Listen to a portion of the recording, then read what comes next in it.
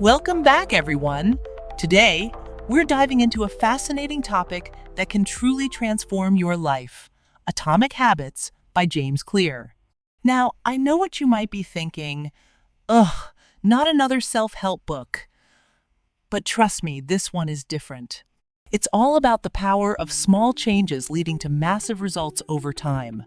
Imagine a plane making just a slight course adjustment. It may not seem like much at first, but by the time it reaches its destination, it's in a completely different place. Isn't that wild? Oh, wow, that's such a cool analogy. So, like, if I just change one little thing in my daily routine, I could end up somewhere totally different? Can you give me an example of that? Absolutely. Let's say you decide to improve just 1% each day. That could be as simple as drinking an extra glass of water or reading a page of a book. Over time, those small actions compound. By the end of the year, you could be a completely different person. It's like investing in a savings account. The interest builds up, and before you know it, you've got a nice little nest egg. Oh, that's so interesting. So it's not just about the big goals, right? It's more about who we want to become. I've always thought of goals as the end game. Exactly. Clear emphasizes that we should focus on our identity rather than just the outcomes. Instead of saying, "I want to lose weight," you should think, "I want to be the kind of person who makes healthy choices." Each small action reinforces that identity. It's like when you start calling yourself a runner. Suddenly, you find yourself running more often. Oh, I love that. It's like a mental shift. But how do we actually make these habits stick? Great question. Clear introduces the 4 laws of behavior change for building good habits. First, make it obvious. Use cues to trigger your habits. For example, if you want to read more, leave a book on your pillow.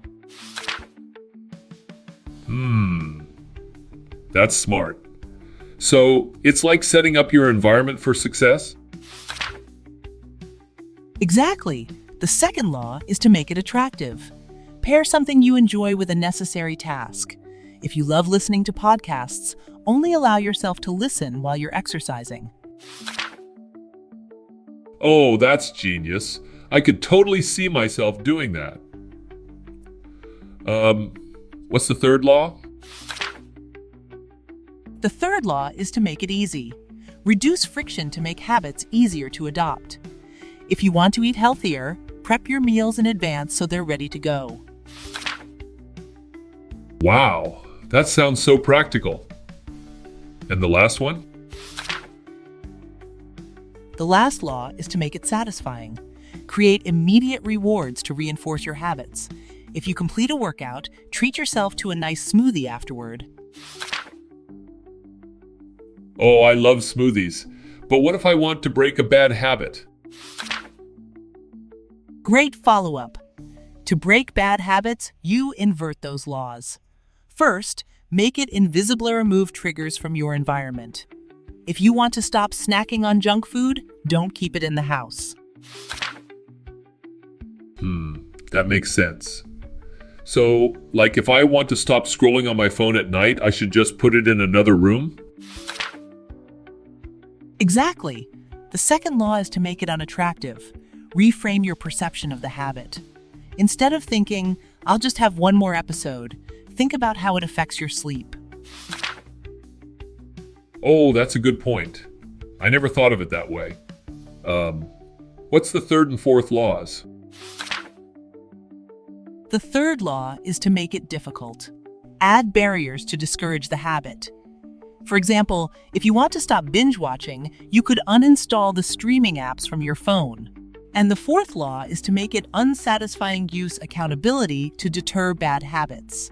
Tell a friend about your goal, and they can help keep you in check. Wow, that's a lot to think about. So it's really about creating a system that supports your habits, right? Exactly. Clear talks about the plateau of latent potential, where progress may seem slow, but it's building beneath the surface. Patience is key during this phase. Oh, I love that. It's like when you're working out and don't see results right away, but then suddenly you're like, whoa, I can lift so much more. Exactly. And he also covers advanced techniques for mastering habits, like gradually increasing difficulty and engaging in deliberate practice to avoid stagnation. This is so fascinating. So it's all about those consistent small actions that align with who we want to be. Yes. Ultimately, Atomic Habits serves as a guide for personal transformation. Each habit shapes who we are and the lives we lead. It's all about making those small changes that lead to significant results over time. Wow, I can't wait to start implementing this. Thank you for breaking it down so well.